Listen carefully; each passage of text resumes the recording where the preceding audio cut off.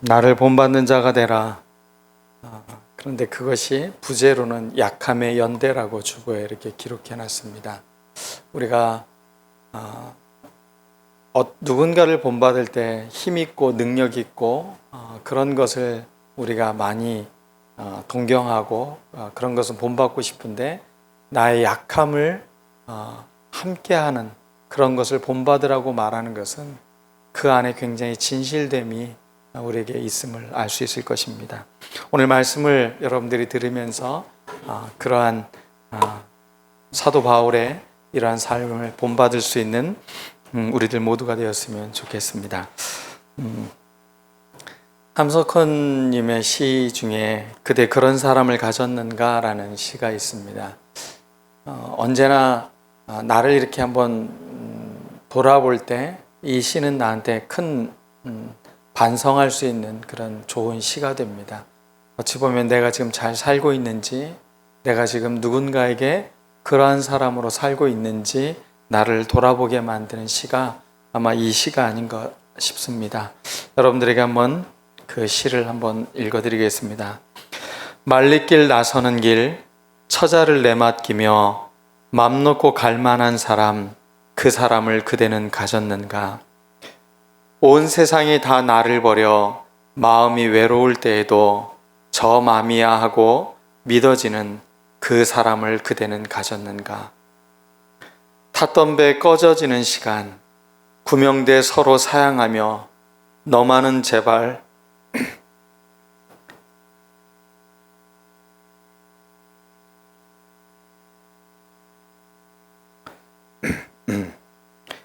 다시 읽어드리겠습니다. 탔던 배 꺼지는 시간, 구명대 서로 사양하며 너만은 제발 살아다오 할 그 사람을 그대는 가졌는가? 불의의 사형장에서 다 죽어도 너희 세상 빛을 위해 저만은 살려두거라 일러줄 그 사람을 그대는 가졌는가? 잊지 못할 이 세상을 놓고 떠나려 할 때 저 하나 있으니 하며 빙긋이 웃고 눈을 감을 그 사람을 그대는 가졌는가? 온 세상의 찬성보다도 아니하고 가만히 머리 흔들 그 한 얼굴 생각에 알뜰한 유혹을 물리치게 되는 그 사람을 그대는 가졌는가? 참, 한 사람을 이렇게 믿을 수 있고 희망하고 사랑할 수 있는 힘이 있는 사람, 그 사람은 정말 그의 인생을 아름답게 산 사람일 것입니다. 오늘 함석헌님의 이 시가 오늘 여러분들의 가슴에 새겨져 있기를 바랍니다. 사도 바울은 이러한 마음, 아니 어찌 보면 갈라디아 교인들과 서로 주고받았던 사랑이 이런 깊이 있는 마음이 아니었을까 싶습니다. 그 마음을 오늘 이 서신서를 읽으면서 굉장히 강한 어조도 나오고 굉장히 이렇게 약한 어조도 나오는데, 그 운율 속에서 정말 사도 바울의 그 간절한 마음, 갈라디아 교인들을 사랑하는 이 마음을 오늘 여러분들이 느끼고 이 마음을 갖고 우리도 그래 이분들이 있으니까, 그래 우리 교회에 이런 사람들이 있으니까 하면서 우리가 든든한 그런 믿음의 힘을 가질 수 있는 우리들 모두가 되기를 축원합니다. 사도행전을 보면 사도 바울은 1차 전도 여행 때 지금의 터키 지역을 선교하러 갑니다. 전도 여행을 떠납니다. 근데 여행이라는 게 늘 계획됐던 대로 되지 않습니다. 오늘 이렇게 말을 자꾸 더듬죠. 네. 계획했던 대로 되지 않고 험한 일을 만나게 되고, 그래서 섬에서 표류하고, 또 그 동료 중에 요한 마가라는 사람이 열병에 걸려가지고 한참 그렇게 고통을 겪기도 합니다. 그래서 그를 정성껏 돌봐줬는데, 이제 그 섬에서 떠나가지고 본토에 이제 도착을 했는데, 그 앞에 길이 너무나도 험난한 길입니다. 그 터키 지역에 지금도 그 큰 산맥을 가야 하는 길이기 때문에 요한 마가는 나는 못 가겠다. 저기에 가려면 내가 갈 수가 없다. 그래서 중도에 그는 다시 돌아갑니다. 그래서 바나바와 바울은 다시 그 여행길을 걸어가는데 그 두 사람에게도 굉장히 지치고 힘든 여행길이었습니다. 함께 가야 될 동료도 돌아갔고 둘이서 그렇게 걸어가는 그 걸음이 편한 걸음만은 아니었을 것입니다. 근데 가는 길도 험하고 위험했습니다. 바울이 그렇게 도착했던 이 갈라디아 지역에 있는 교회들을 가서 전도를 하고 회당에 가서 복음을 전하는데, 그곳에서 이 사도 바울의 여행지를 따라온 반대파 사람들이 쫓아와서는 저 사람은 사도가 아니다, 저 사람이 가르치는 것은 뭔가 부족한 게 있다는 겁니다. 너희들이 이 율법의 선함을 배워야 된다. 할례의 귀함, 하나님의 백성이 되려면 모두 할례를 받아야 된다. 구약의 말씀을 봐라. 심지어 모세의 아들도 그렇게 할례를 받지 않았다고 죽을 위험에 처해 있지 않는가? 이러면서 할례를 꼭 받아야 된다. 그러면서 이방인인 그들에게 마치 유대인처럼 되라고 그들은 그렇게 복음을 전했던 것입니다. 어찌 보면 그것은 복음이 아니라 거짓 복음인 것이죠. 사도 바울은 이렇게 그들에게 복음을 전했지만 사람들이 받아들이질 않습니다. 물론 그 말씀을 생명처럼 받아들인 사람들도 있었던가 하면, 어떤 사람들은 사도 바울을 죽이려고 모함하며 심지어는 돌로 치려고 했던 사람들도 있었습니다. 사도 바울은 돌에 맞아서 아마 쓰러졌던 것 같습니다. 실신했던 것 같아요. 그러니까 기절을 한 거겠죠. 그래서 사람들은 죽은 줄 알고 사도 바울을 떠났는데, 제자들이 같이 그 주위에서 이렇게 둘러 있는데 사도 바울이 깨어났습니다. 잠시 더베 지역으로 피신을 갔다가 사도 바울은 다시 갈라디아의 루스드라라는 지역으로 다시 돌아옵니다. 그 이유가 무엇이겠습니까?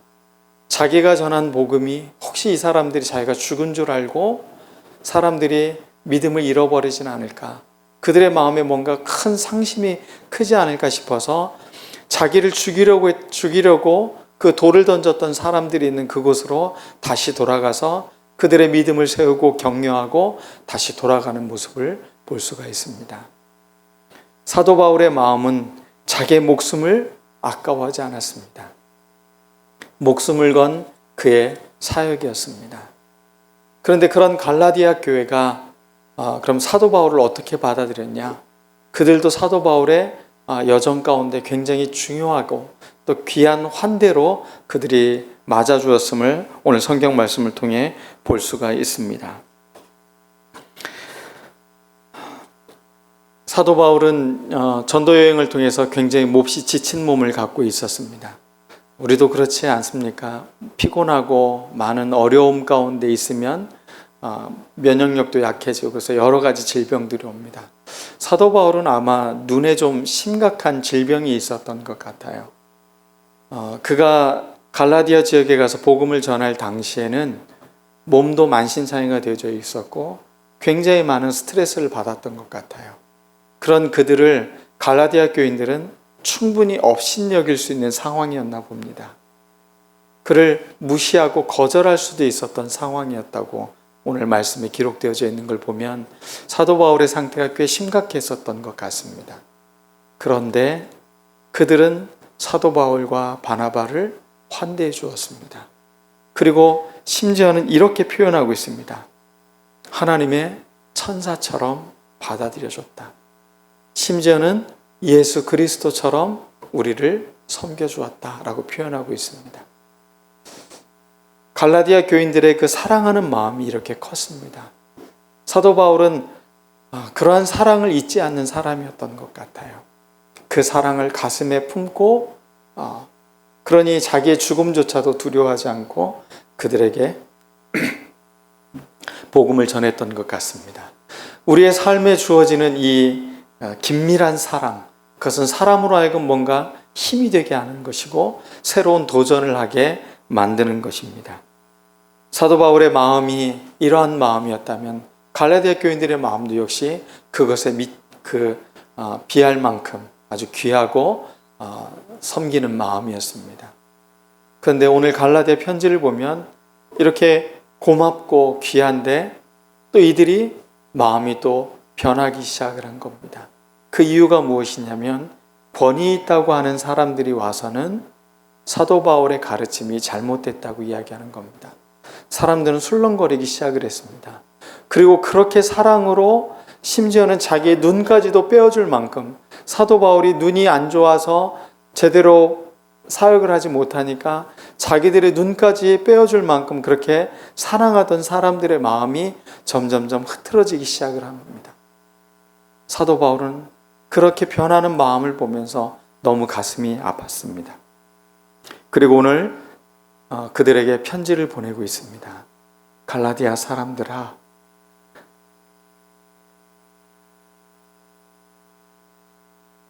그곳에 처음 사역할 당시에 그 루스드라 지역에 있던 사람들은 사도 바울과 바나바가 마치 신인 줄 알았습니다. 본인은 굉장히 연약합니다. 눈이 잘 이렇게 보여지지가 않을 만큼 그렇게 심한 병을 앓고 있었습니다. 그런데 그가 안진뱅이를 일으키고 사람을 살아나게 하고 놀라운 기적을 일으키니까 사람들이 이분은 신이다. 그러면서 사도 바울에게 와서 신전에 와서 제사 드리듯이 제사를 드리러 갑니다. 그걸 마다합니다. 그리고 그는 나는 너희들과 똑같은 성정을 가진 사람들이다. 여러분, 사람이라는 건 참 놀라운 것 같습니다.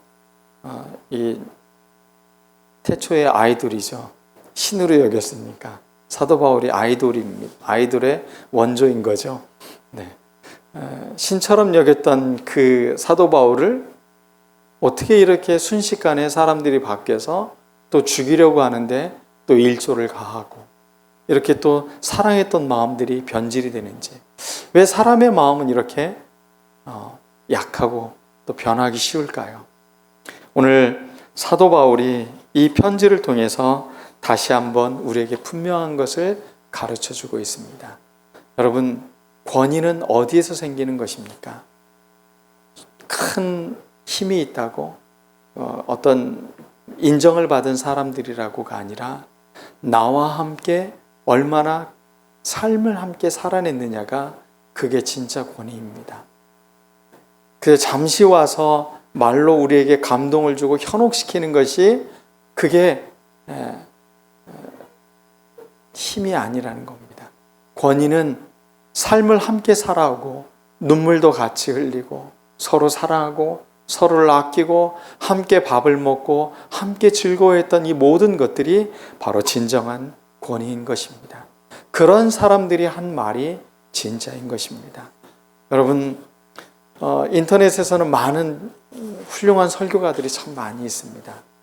그런데 그들이 주는 많은 은혜로운 가르침들을 잘 받아들여야 되지만 우리가 잊지 말아야 될 것은 함께 삶을 살아가면서 함께 복음을 나눈 이것들을 허투루 여겨서는 안 된다는 것입니다. 이것은 매우 귀하고 값어치 있는 것들입니다. 우리가 함께 이렇게 예배하고 함께 그 어려웠던 시절을 보냈던 것, 이것은 그냥 아름다운 옛날 이야기가 아니라는 겁니다. 그것은 지금 우리가 있게 하는 큰 힘인 것입니다.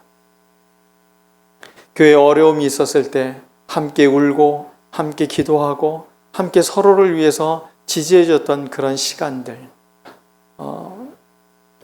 이 천장을 한번 보시길 바랍니다. 이렇게 천장을 칠하면서 우리가 함께 교회를 아름답게 꾸미기 위해서 노력했던 이런 것들은 사라지는 게 아닙니다. 우리가 함께 살아왔던 그것들을 허투루 여기면 안 되는 것입니다. 부부관계에서도 위기가 올 때 이런 특징이 있습니다. 과거를, 기억을 왜곡시킵니다. 어떻게 두 분은 만나셨습니까? 어떤 매력 때문에 결혼을 하셨습니까? 이렇게 질문을 해요. 그러면 이런 분들이 계세요. 그때 제가 미친 겁니다. 심지어는 제가 술 먹고 그랬나 봅니다. 이런 분들도 계세요. 사실은 결혼까지 마음을 먹었다는 건 그 상대에 대해서 굉장한 매력을 느꼈고, 그래, 내 삶을 남은 이 긴 시간을 함께 살아도 좋겠구나라고 생각해서 그 사람을 선택한 거예요. 근데 그 기억조차도 뭐 하는 겁니까? 왜곡시키는 겁니다. 그런 분들은 굉장히 심각한 그 관계의 불화가 있는 겁니다. 근데 이분이 이런 게 참 멋있었습니다. 그때 이 사람 잘생겼었습니다. 그때 아내가 이런 것이 너무 매력적이었습니다. 이러면서 둘이 서로 이런 이야기를 하면 서로 이렇게 굉장히 갈등이 있는 상황에서 왔다가도 눈빛이 풀어지고 서로에 대한 좋은 마음들이 이렇게 회복되는 걸 볼 수 있습니다.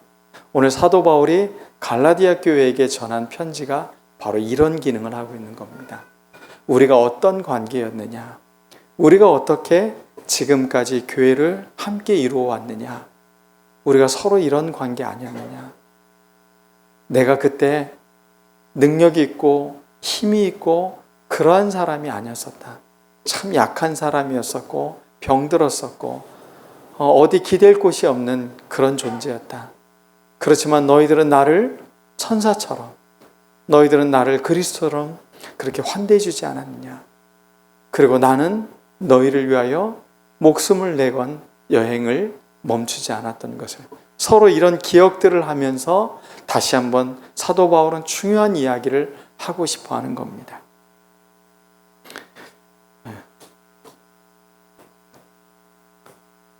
관계에 문제가 있을 때 늘 우리는 이것을 기억해야 됩니다.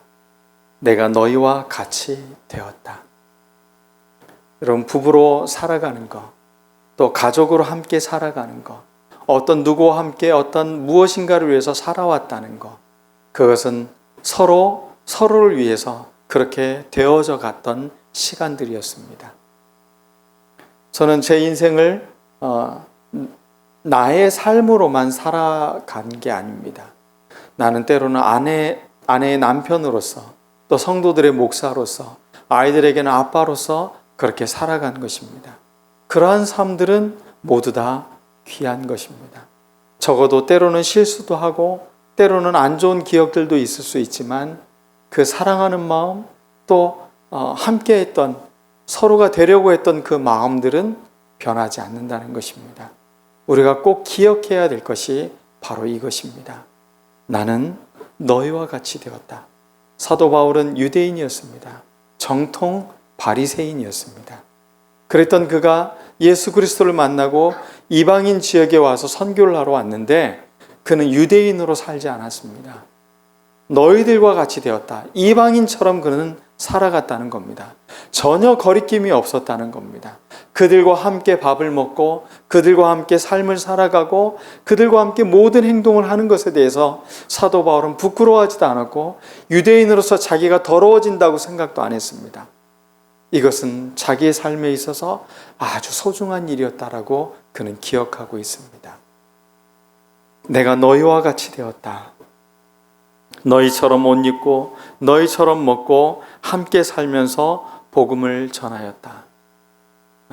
침례교 선교를 하러 오신 페닉 선교사라는 분이 계십니다.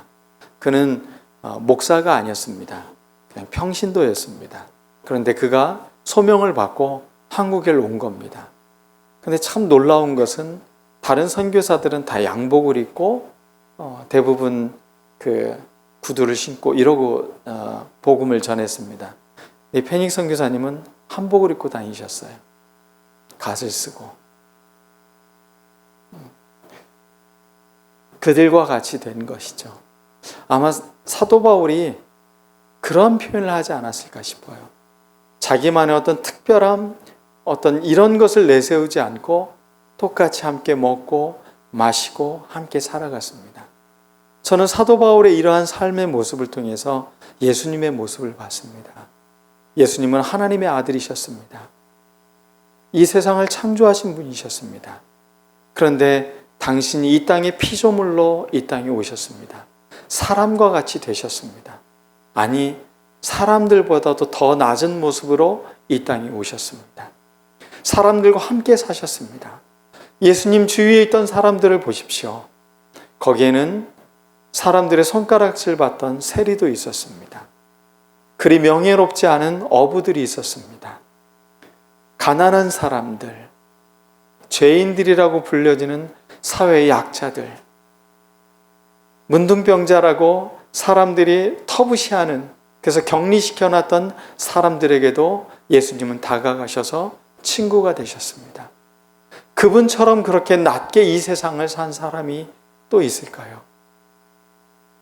예수님 그렇게 낮고 천하지만 그것을 부끄러워하지 않았습니다. 저는 예수님이 그들과 함께 같이 식사했던 모습을 상상해 봅니다. 물론 본 적이 없지만 그냥 상상해 보는 겁니다. 아마 함께 웃고 떡을 떼고 음식을 먹고 포도주를 마시고 이러면서 굉장히 기쁘게 웃고 즐거워하셨을 것 같아요. 심각하게 하나님 말씀 전하지 않으셨을 것 같아요. 주변에 일어나는 일상적인 일들로 하나님의 복음을 깨닫게 해주시고 드레핀 백합화 하나로도 말씀을 전해주셨을 것 같고 그랬던 기억들이 우리가 조합해 본다면 예수님의 모습은 그들과 전혀 다르지 않은 모습으로 그들과 함께 있었던 것 같아요. 사도 바울이 그렇게 사람들과 함께 했다는 것입니다.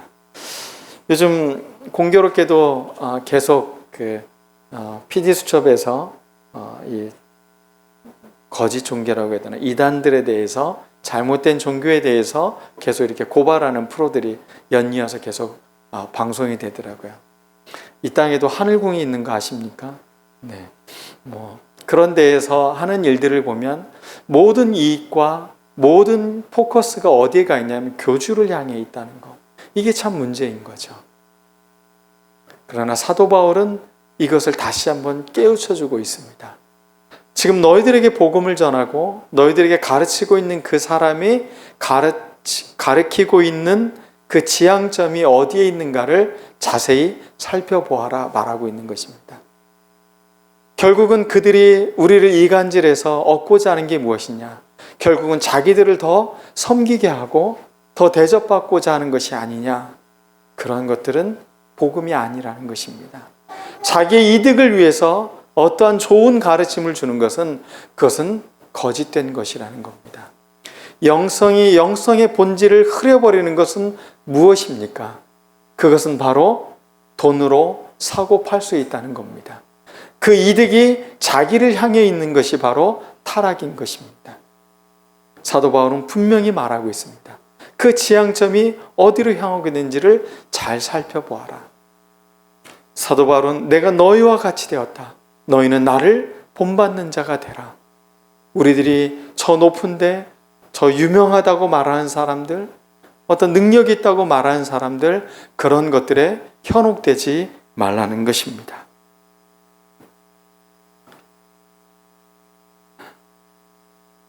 얼마 전 교회 청년에게 전화가 왔습니다. 지금 우리 교회 청년이 아니라 우리 교회에 있었던 청년이 떠난 친구가 전화가 왔습니다. 과거를 이렇게 현재 삶을 살다가 문득 교회 생각이 났대요. 그때 목사님하고 밤새 이야기했던 기억들, 그리고 사모님이 따뜻하게 밥을 해줬던 기억들, 희망교회 밥은 맛있잖아요. 이런 이야기를 하면서 그것들을 이렇게 기억하고 떠올리는 모습을 보았습니다. 여러분, 그 형제는 사실은 교회를 떠났지만 여전히 희망교회에 이런 좋은 기억들을 갖고 있어요. 그것은 함께 했던 그 기억들을 잃어버리지 않은 것이죠. 관계라는 게 바로 그런 것입니다. 함께 했던 그 시간들의 그 모든 것들은 사소한 게 아닙니다. 다 아름다운 겁니다. 여러분, 아프면 또 누군가 가까이 있는 분이 돌아가시면 늘 여러분 마음에 이런 마음이 들 겁니다. 사소했던 게 굉장히 귀하다는 것. 돌아가신 아버지를 생각하면서 아들이 했던 말입니다.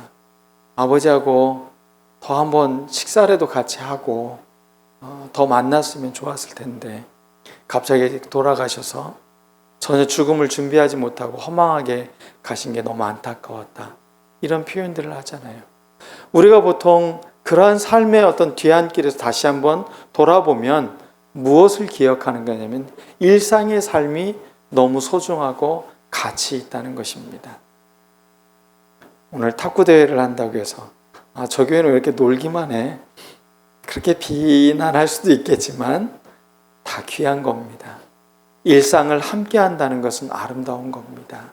함께 밥을 먹고 함께 이야기를 나누고 함께 울기도 하고 함께 기도하고 함께 서로를 그렇게 나누었던 그런 시간들은 우리 모두에게 아름다운 것들입니다.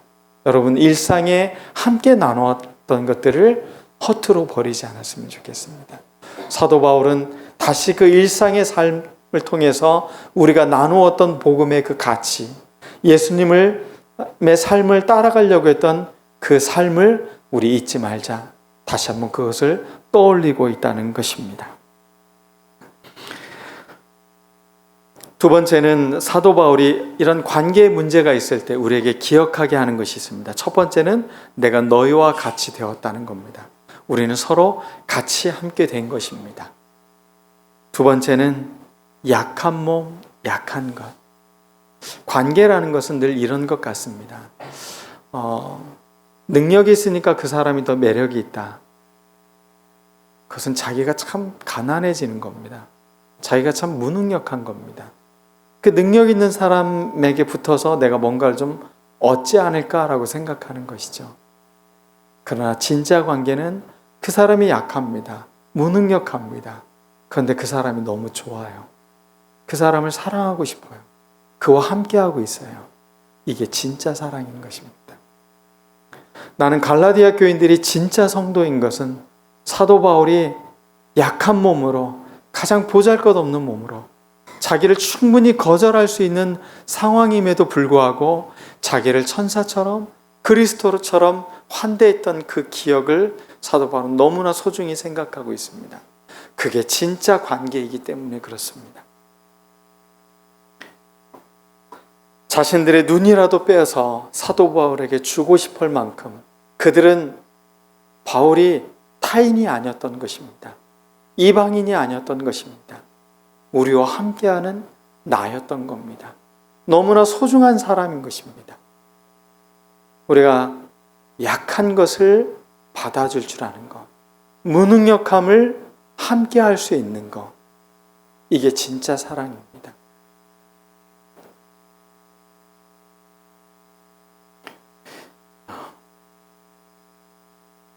많은 사람들이 너무 능력, 실력, 부유함, 어떤 무엇인가를 갖추고 있는 것에 마음을 너무 빼앗기고 있는 시대가 지금이 아닌가 싶습니다. 여러분, 약함 안에 들어있는 그 하나님의 능력을 바라볼 수 있는 것, 가난함 속에 있는 하나님의 부유함을 보고 사람들과 함께 할 수 있는 것, 그것이 예수님이 우리에게 보여주신 삶이라는 것입니다. 그것은 사도 바울이 우리에게 알려준 사랑이기도 합니다. 오래된 미래라는 게 있죠. 과거 기억, 그 사랑, 함께 했던 거, 어려운 시기를 함께 보냈던 거 여러분 잊지 않았으면 좋겠습니다. 저는 오늘 성도님들 이렇게 앉아있는 모습을 보고 사실은 굉장히 큰 마음에 감동이 있었습니다.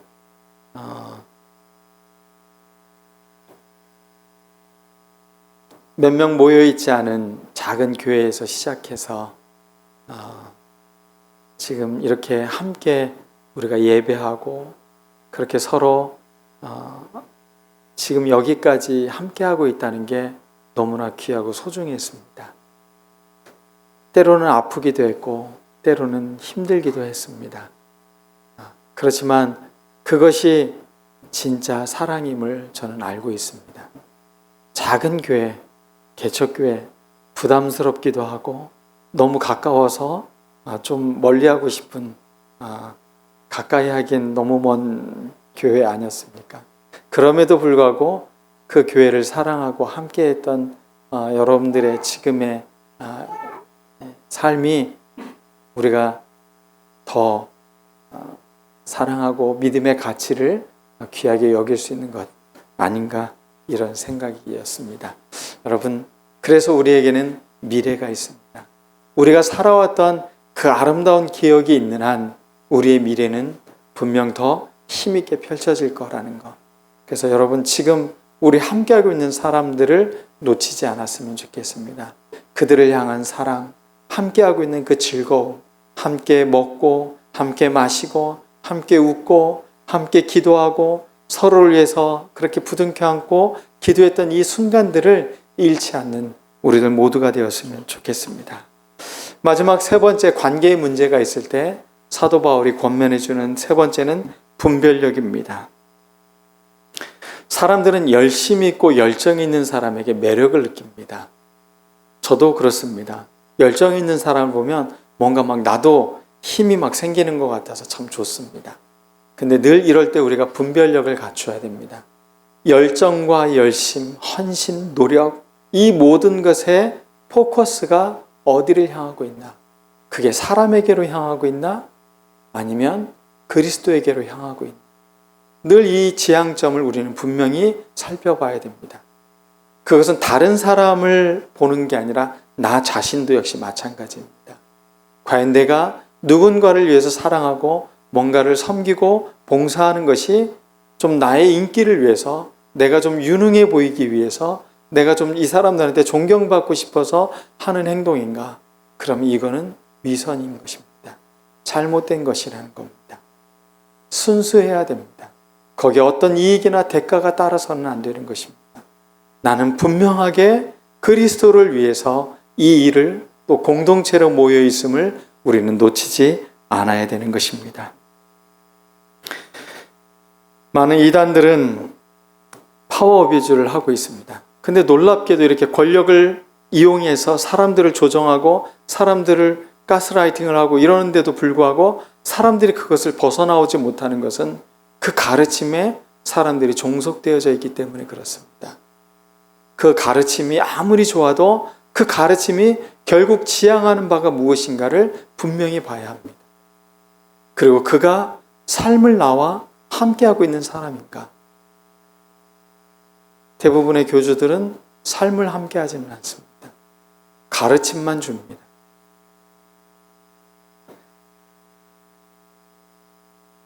우리의 관계 안에는 늘 성령님이 운행하시는 공간이 있다는 겁니다. 사람들은 친밀하면 너무 좋습니다. 저도 친한 사람이 좋습니다. 편합니다. 저도 낯을 많이 가리는 편이라 친한 사람이 좋아요. 그래서 어딜 가면 친한 사람 옆에서 밥 먹으려고 하지 불편한 사람 앞에서는 밥을 잘 먹으려고 하지 않아요. 네. 그런데 우리에게 늘 문제는 무엇이냐? 이 친밀함이 때로는 우리에게 유혹이 될 수 있다는 겁니다. 나와 아주 가까운 사람, 저와 우리 집사람은 아주 친밀합니다. 그런데 우리 부부 사이에도 누가 있어야 되는 거예요? 성령님이 운행할 수 있는 공간이 있어야 돼요. 그래야 우리가 진짜 친해질 수 있어요. 그런데 부부끼리 서로 친해진다고 하고 그 안에 이 중요한 신앙의 하나님의 인도하심이 없으면 서로 원망도 하게 되고 갈등도 하게 되고 서로에 대한 기대가 크기 때문에 그것이 충족될 때는 부딪히게 됩니다. 때로는 싸우기도 하고 때로는 불편하고 이러기도 하지만 우리 안에 성령님이 계시면 우리를 이끌어가고 계신 그분께서 우리의 마음들을 선하게 또 사랑으로 이렇게 계속 이끌어가는 겁니다. 관계 안에서 자꾸 친밀함에 여러분 중독되면 안 됩니다. 어느 누구도 그 친밀함이 내 충족감을 충족시켜주지 못합니다. 우리가 적당한 거리를 두는 겁니다.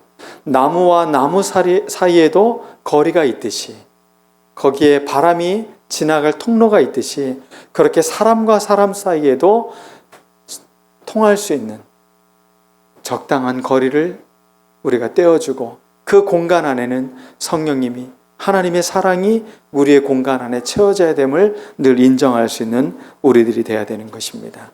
우리 희망교회 모임은 그런 교회를 지향합니다.